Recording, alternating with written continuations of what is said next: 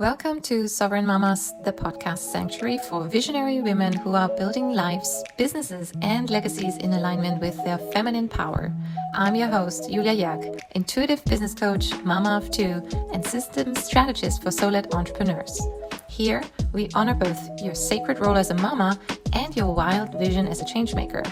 Expect soul-aligned strategy, raw storytelling, behind the scenes, and powerful conversations that support you in scaling your business without sacrifice. If you're done choosing between success and sovereignty, you're home. Let's begin. Amazing. So welcome to the Sovereign Mamas podcast. I am actually I wouldn't say nervous, but this feels different to an extent where I really have to admit that I feel like I'm meeting a celebrity because it's funny. I know you, Amber, since I can't really say when I first saw you online, but I saw you blowing up. And so I did purchase your course, the retreat course, and forgive me, the name just slipped my mind, but tell me again the Sold Out name. Retreat mini course. Sold Out Retreat mini course, exactly. And that must have been like 3 or 4 years before I hosted my first in-person retreat in Thailand. And then you were naturally in my social media field, you were there, and suddenly I just saw a lot of growth, change, saw you blowing up on social media. So welcome to the Sovereign Mamas podcast. I'm really excited that you are here, that we are taking this moment to chat because I truly believe that you have an inspirational story and you really embody that resilience and the pioneer spirit when it comes to entrepreneurship while being a mother. So welcome, welcome, welcome. Thank you, Julie. I'm so excited that we're finally doing this and to, be here with you as someone that has been in it with me since I birthed that mini course into the world and what happens when you devote yourself to bringing something to life, no matter how long it takes. And I think anything that we do, and we do it with our children, it's like that level of devotion that it takes to be a present mom and be someone who deeply desires to change the world. It's a whole new layer of challenge, but also reward. Absolutely, absolutely. And for those of you who are not watching and just listening, if you might hear a little cooing sound here and there, but we have, of course, someone with us. What's the little one's name so we can introduce her straight away? Yeah. Ella. Ella. Okay. Hi, Ella. I'm not gonna talk to her to engage too much. Yeah. Let's just She's staring at me with her beautiful eyes. So, all right. So I think let's start with the story before motherhood, because when you go online, you share a lot about your story. You're nowadays, people can follow you and see you living a beautiful life in Costa Rica, and you've built something incredible. And who was Amber before motherhood happened? And maybe even before you really dove into, alignment and spirituality in the extent that you're doing it, or not doing it, living it, embodying it, breathing it, like Amber Mm. of today.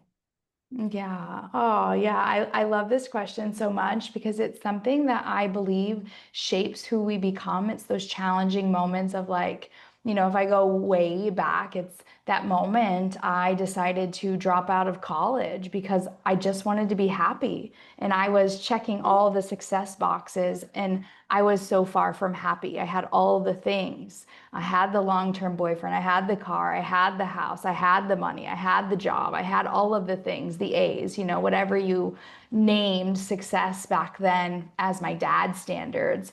And to drop out of college to go and study yoga was the first time that I really just took this leap, not knowing that I was going to teach yoga for over a decade, not knowing that I was going to be someone that was going to weave yogic philosophy and what it meant to lead a business from an embodied way. And as someone that was going to study psychology in college, I did. It just was through yogic philosophy, a different lens of human behavior. And so, yeah, I dropped out of college, sold everything I owned to go to Colorado. I knew no one and went to go find out. And through the yoga teacher training and the spiritual journey, I found so much more than happiness. It was like I found my purpose. I found everything that made me want to get up at 4 o'clock in the morning, as you know, never was a morning person. And now you follow me and they're like, what do you mean you get up at 3 a.m. before your kids? And it's like, this wasn't who I was, it's who I became through that devotion to practice. And so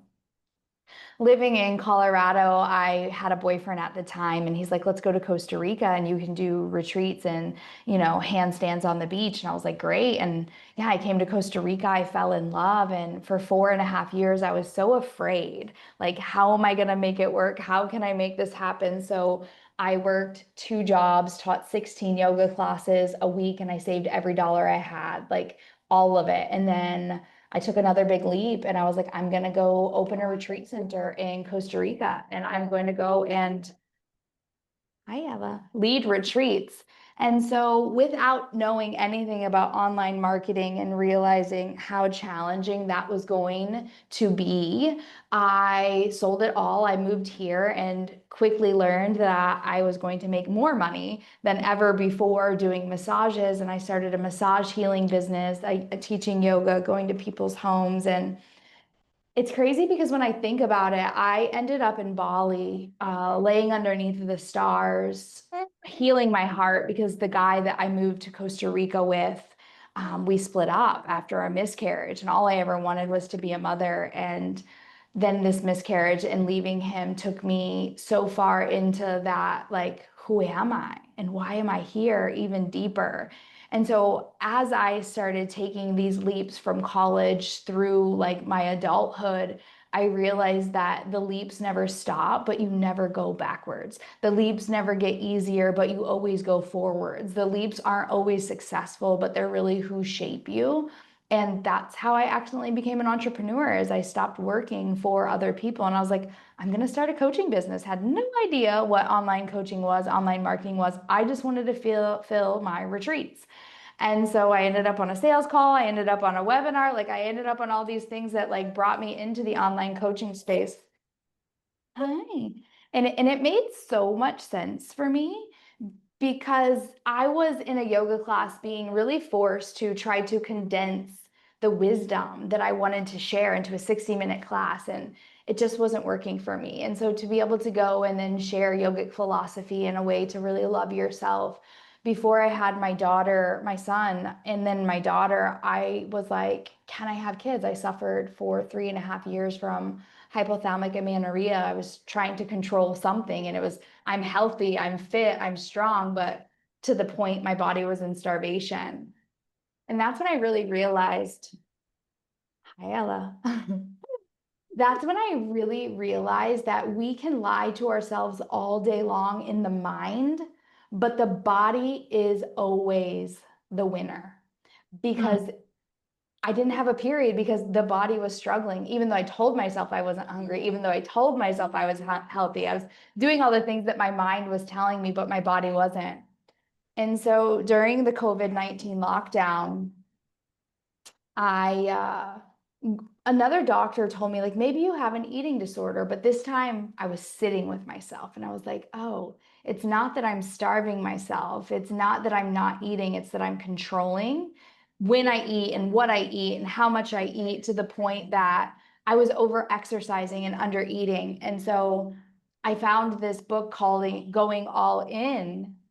And what that meant was eating until you felt full. And it took me almost 3 months to actually ever feel full. And I gained 30 pounds.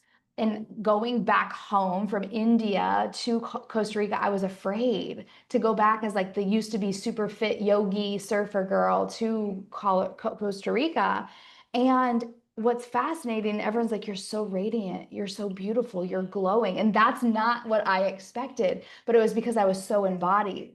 And 6 months later, I got my period back. 6 months later, I had my first child. And here we are, like 3.5 years later, and I am in the best shape of my life. I eat whatever I want, whenever I want. And I have 2 children and this thriving business. I'm like, what does it really mean to take your life lessons and turn it into embodied wisdom? And take that embodied wisdom and turn it into so much wealth that you don't know what to do with. And wealth in the experiences, but wealth in the bank account. But I believe that we have to have wealth in the body first. And I found that back when I dropped out of college to go find happiness because I wasn't happy. And then I found happiness, but it wasn't somewhere outside of myself with all the things I checked. It was, I feel so full and complete. And when you have that like life experience that takes you from point A to point C and you know what it was like to be there, you can't not want to share that with the world. And so I've continuously just been being like, what have I struggled with? And then turned into something so beautiful and really knowing what that journey is. And for those of you that are listening, 1-3 projector, I fail and I try and I fail and I try. And that's just who I am. And I didn't realize that was my design. But after birthing my first child, not realizing it was going to be the most disembodied experience of my life, to then having my daughter more embodied than I've ever been, from a 36-hour birth to a 4-hour birth, from a C-section to a free birth. It was just like, holy moly, like what we hold in the body and how we can really just be the example of that and be walking, breathing, like I know what it's like. And so, yeah, that's been my journey of like the last, how old am I now? Like, yeah, 20 years seems crazy. Wow. And it's always so fascinating. And don't you also find it somehow challenging to put all, but you did it so beautifully and so eloquently. You just put all the milestones in, and wrapped your whole becoming into one story.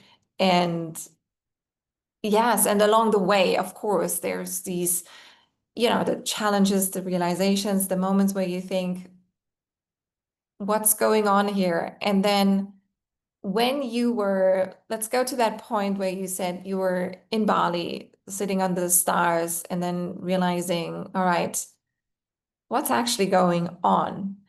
Um, for me, I find the moments that really help me the most to reconnect. Obviously, it's sitting in stillness, but then people might listen and say, all right, for me, it doesn't work. All right, I sit and listen. I don't, is there anything that you can say helped you more than your yoga practice, the study of the philosophy? Obviously, that anchors in, that is already the guidance in itself, but then something more practical where people say life just takes me out of the routine and I can't make myself sit still and get those downloads everyone is talking about. Maybe if you have a something to share on that. Well, I think that channel opens up differently for everybody and it's different in seasons. So I've devoted myself to Vipassana, which is 10 days of silence for 12 hours a day. And I don't get that now. Like that's not possible. But what I do is, Kundalini, and that opens up a channel. But it also happens just going out for a walk or Mm. being as present as I possibly can with my children. So it's like, how present in the moment can you be to listen? Because we know what it means to have to go to the bathroom, to be hungry, to be tired, these stronger cues, but the body is speaking all day long, which is why, as I have grown into a business coach, I've realized if you want to scale, strategy is only going to take you as far. But if you want to scale with ease, being in your body and listening to the soul aligned strategy, because we know if it doesn't feel good and we override that for certain reasons. But if we slow down, we already knew. The body already told us.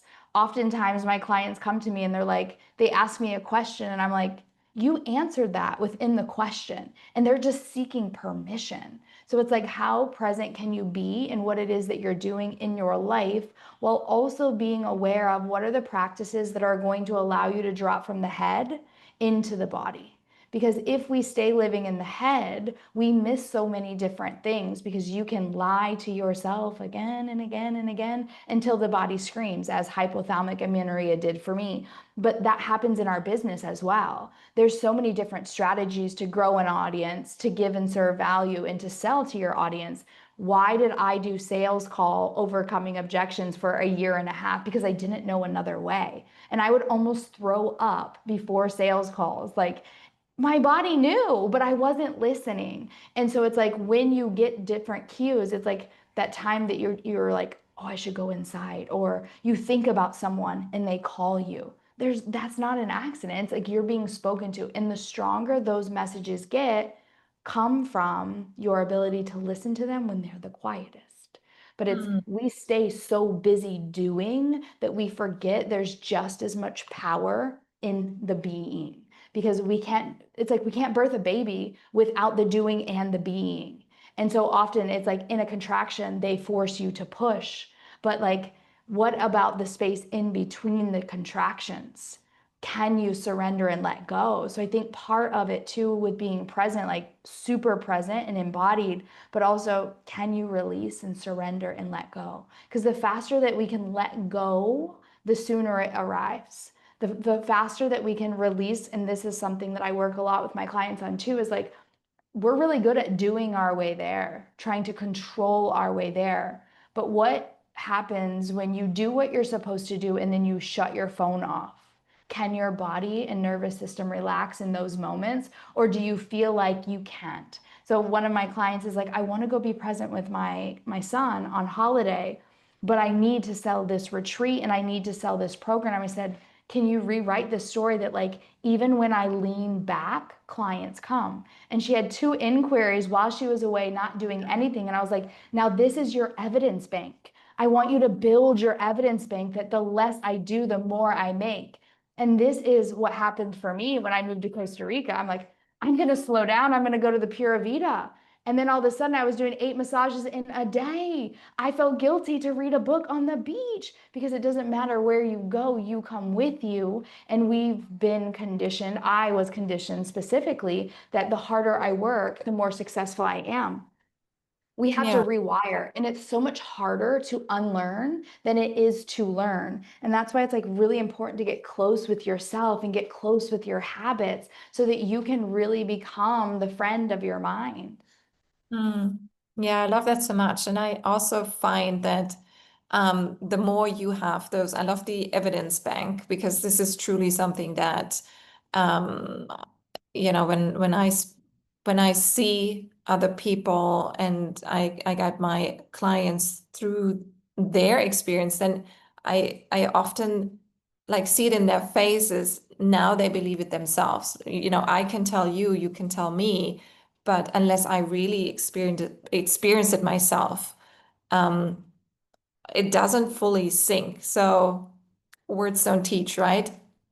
And that's truly the more often you have those experiences, your brain gets rewired, and then it suddenly is something that becomes the norm. And so, yeah, surrounding yourself with people who already are living the norm is obviously another way of doing that, right?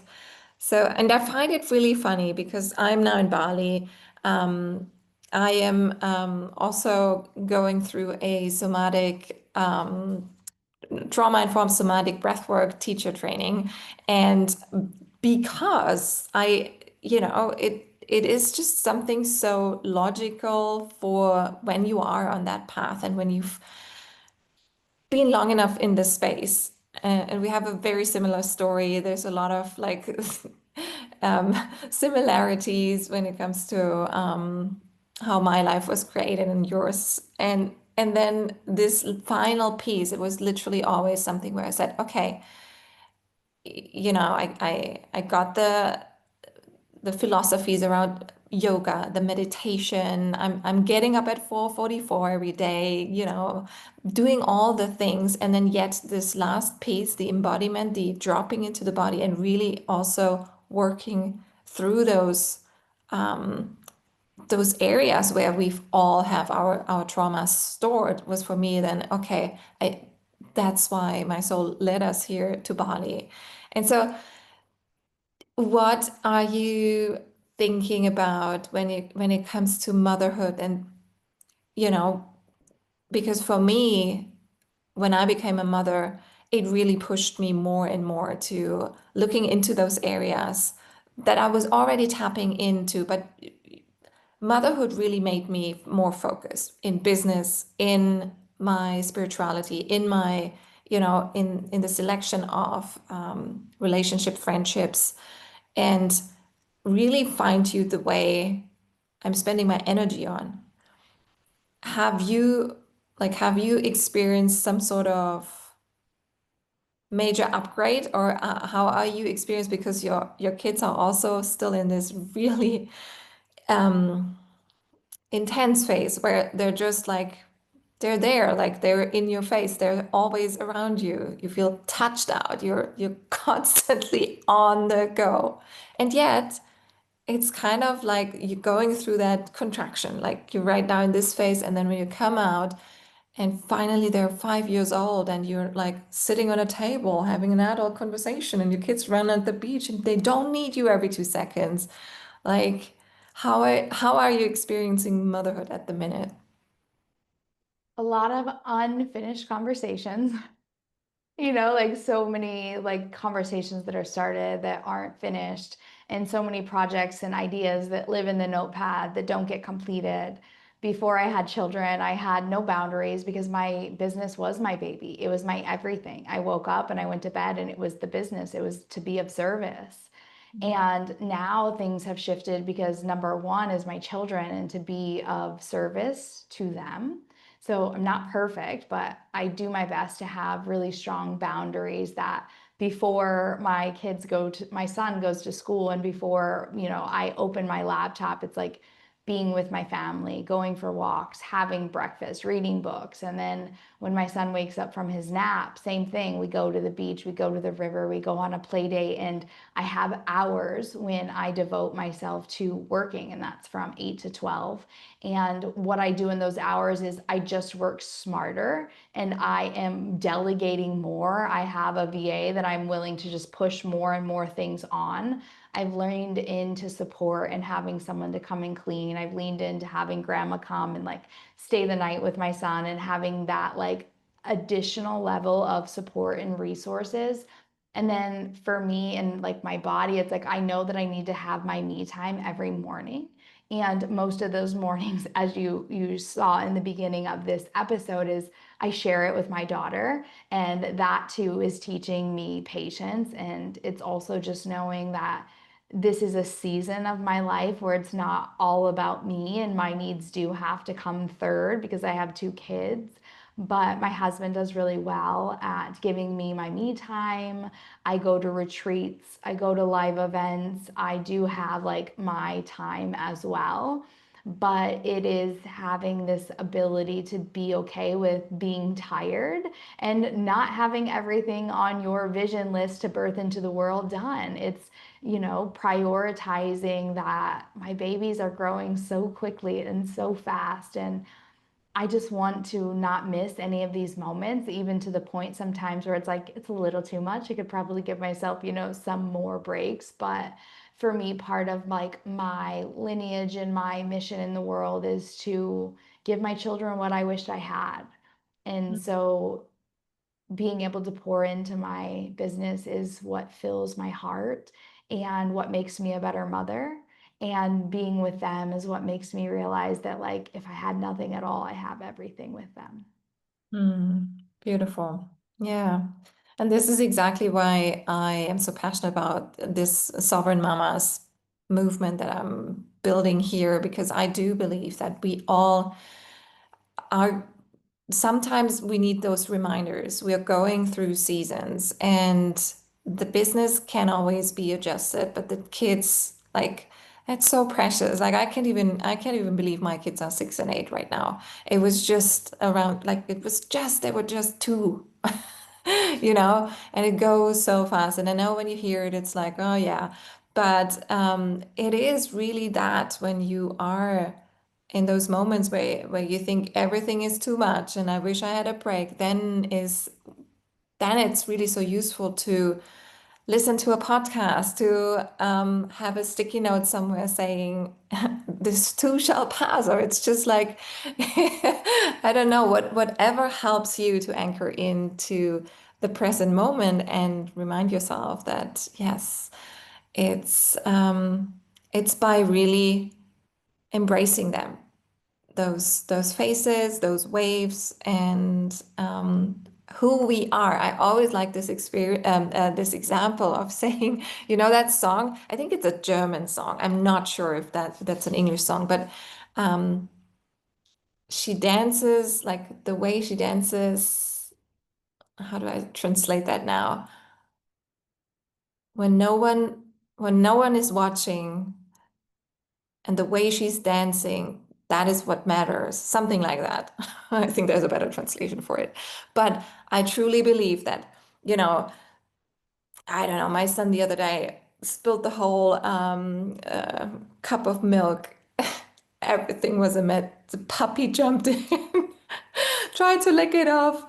By the time my eldest came, he wanted to save the scene. There was everything on the floor. And I was so happy because I know past me, and I'm sure, I mean, there was multiple occasions in my life where I would have just like, rah, gone all in and exploded and would have just like made the mess even messier. But I was just sitting there laughing and I looked at everyone and suddenly we were all just laughing about the things.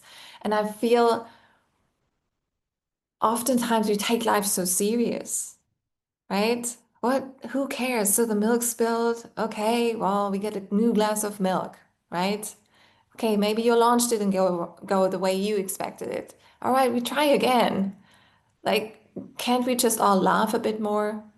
Can't we just all remind ourselves how not important these tiny little things are on these moments? And yeah, so I love conversations like these because they ground me, they remind me why I'm doing what I'm doing, and I'm sure you do the same. And you have retreats coming up. I know there's this one retreat that we talked about. I would have like I messaged you, and this is the whole reason why you're on my podcast right now. I think we should fill the audience in because I had this nudge. I was like, oh my gosh, I'm just going to Costa Rica, and with this sense of why not? Who cares? I just moved to Bali with my two sons, like relocated from Thailand to Bali. And then I saw you, and there was this post, and I can't remember exactly which one, but I said, hell yes, um, I'm gonna do this. I reached out and we had conversations and stuff. In the end, I'm not gonna fly to Costa Rica in 2 months, which is probably the wisest thing. But I do love that you're doing these retreats as well, even now with a small baby around you, So share a little bit for those of you, for the people in the audience who don't know you that well. Share a little bit about your retreats and what exactly you're leading the women through there.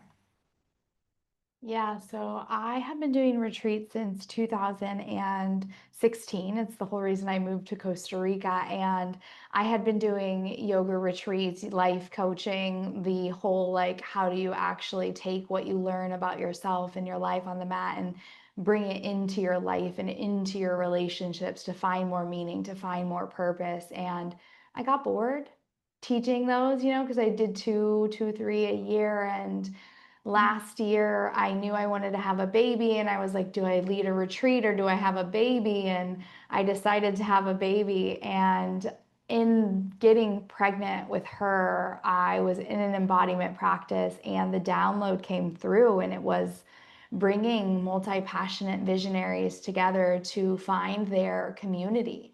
and to come into the space where there isn't a spotlight on one person, but it's on each one of the women, the one of the humans that come into that room and that space for you to be fully seen and going deeper in how can I dream even bigger than I am now?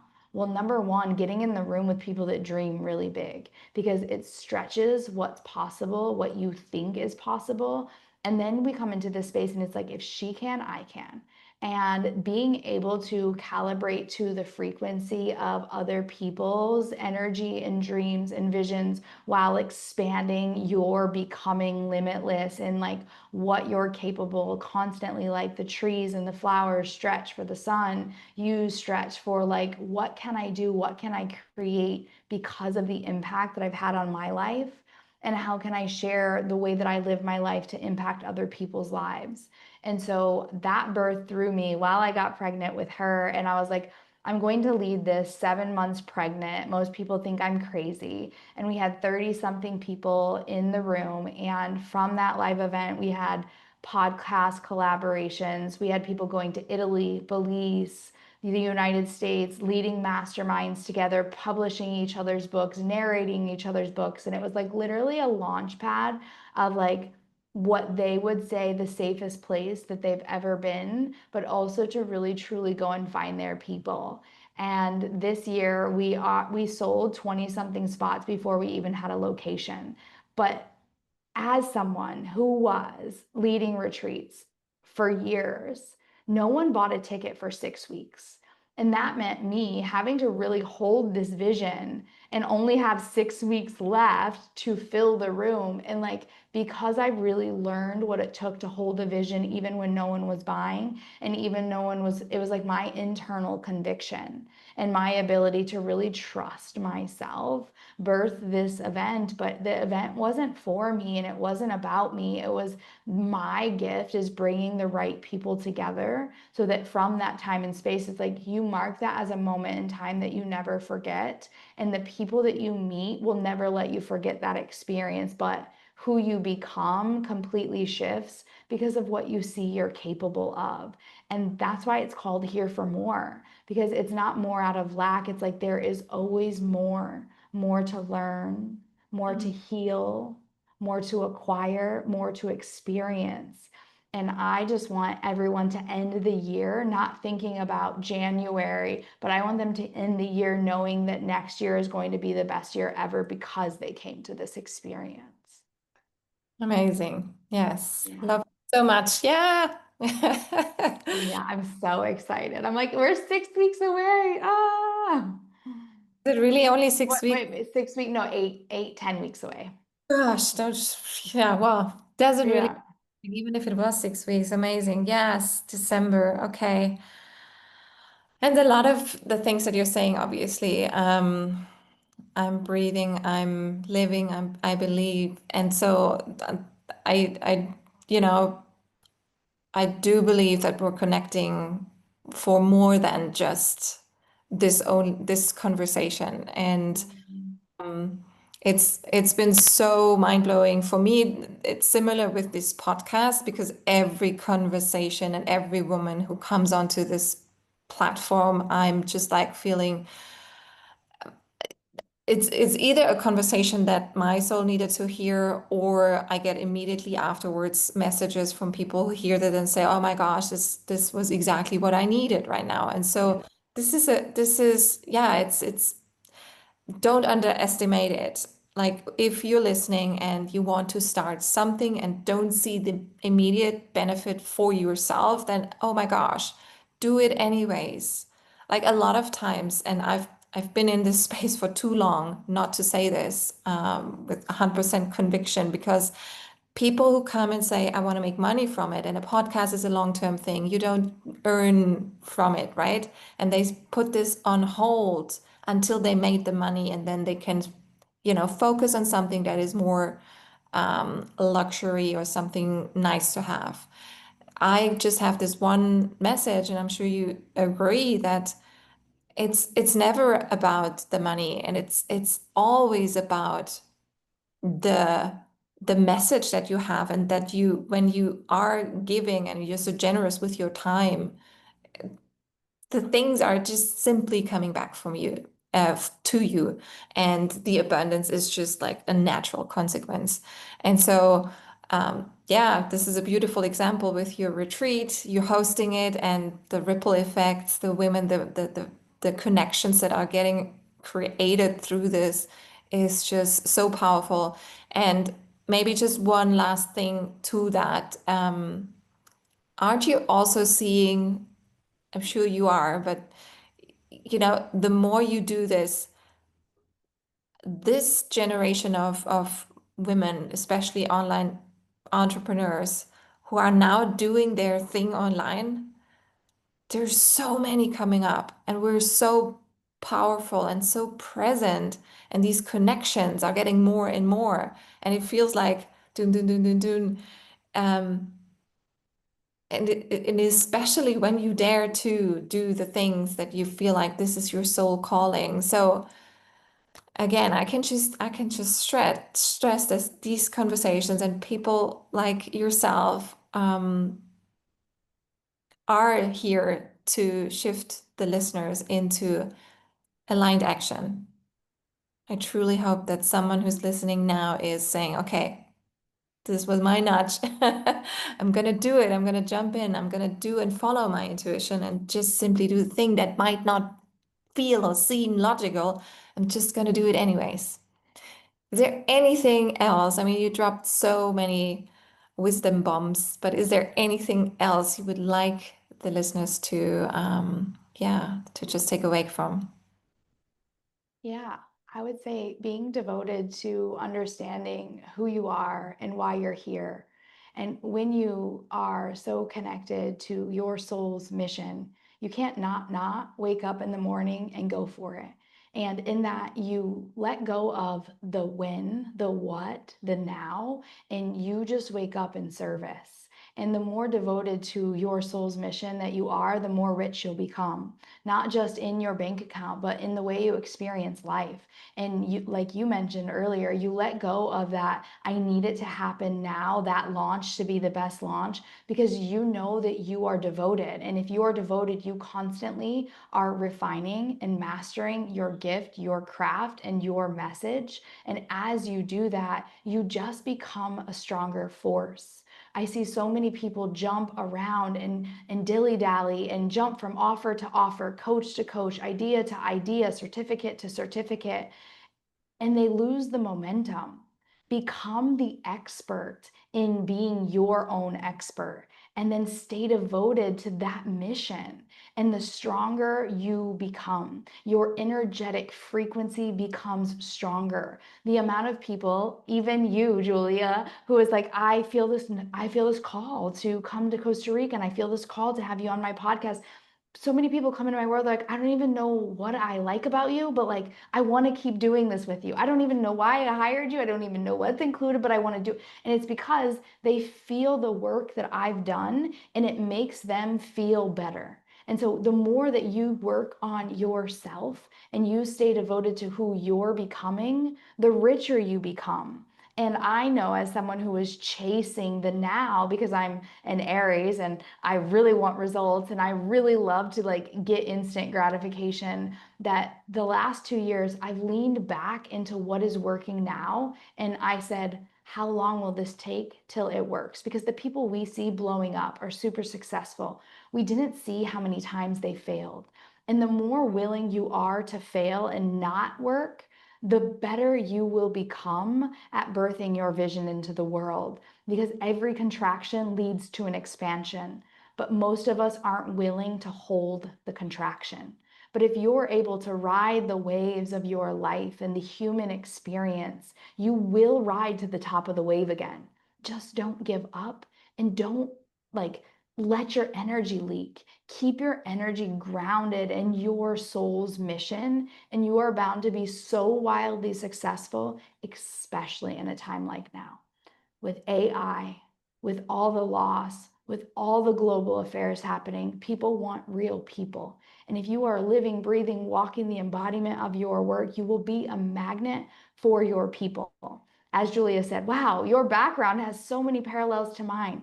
Start leading with your story and why you got here, and you will just attract people that resonate to your story and hire you because of one part and piece of your story. So go live a great story and tell the world about it and why it matters to your work.